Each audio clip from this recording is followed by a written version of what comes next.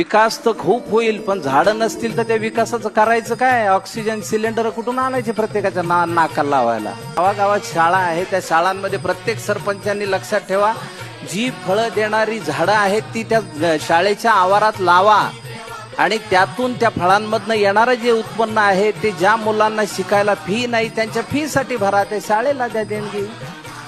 त्या मुलांच्या नावाने ती झाडं करा. मुलांना 2 बाटल्या घरनं न्यायला लावा शाळेत, एक स्वतः पिण्यासाठी आणि एक त्या झाडाला घालण्यासाठी.